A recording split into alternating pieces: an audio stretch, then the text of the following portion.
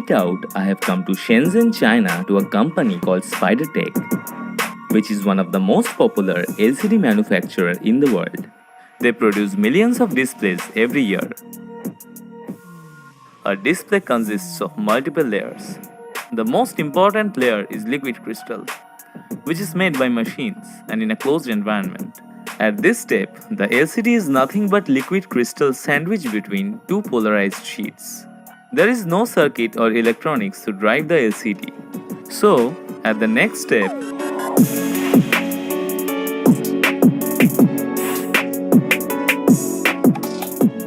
the display is placed in a conveyor belt. Then a robotic arm takes the LCD and first adds some ACF glue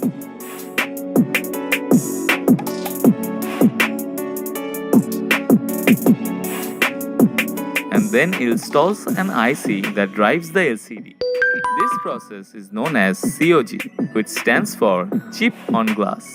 Now you can see the chip is installed on the glass of the right LCD, whereas the left one is without a chip.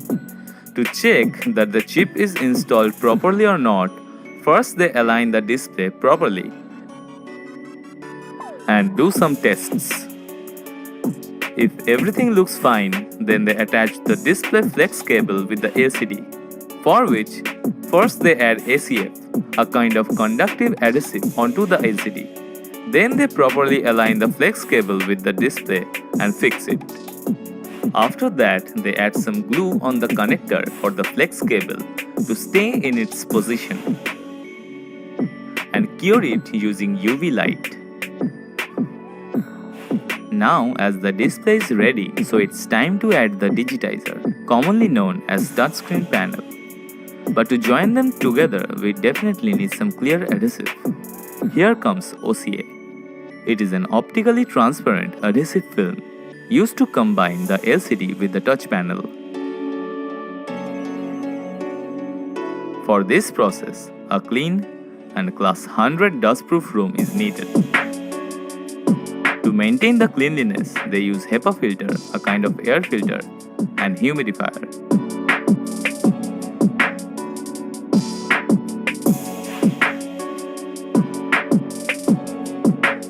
To attach the OCA, one has to remove the protective film from the touch panel and put it in the given place, after which OCA is placed on it and a mechanical roller is rolled over it. Now it's time to add the display with it. Here, the LCD panel and the touch panel is put in the given place. After that, they press the ready button, which leads the whole process to the joining stage.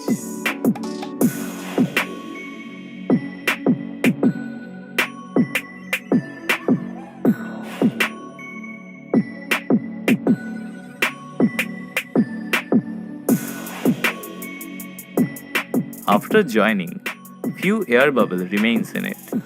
To remove that, the display is kept inside a bubble eliminating chamber.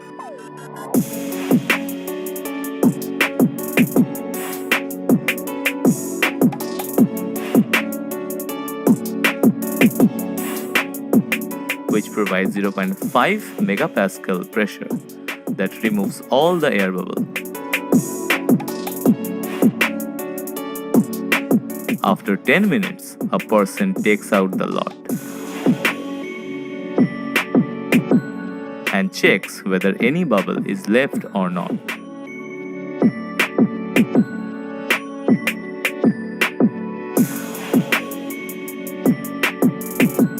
If everything goes right, then the digitizer and the display connector is joined back to back.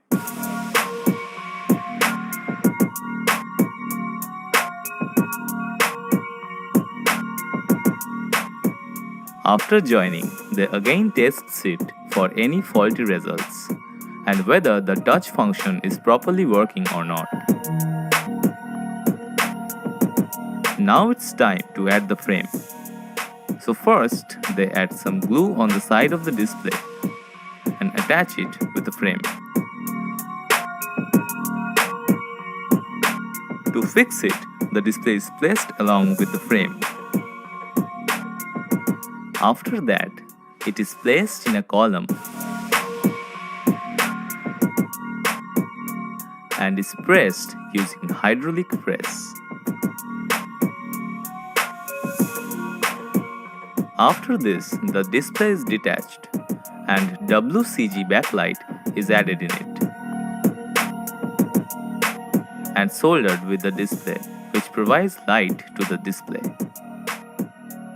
Finally, they test everything once again, like the 3D touch, capacitive touch, and presence of scratches. If everything goes right, then the display is sent to a place where a machine automatically covers the display with a screen guard. After this, the display is polished to remove any kind of marks or fingerprints. Now it is ready to hit the market. Since in this aggressive world where everywhere there is a competition, comparing with the local competitor is very essential.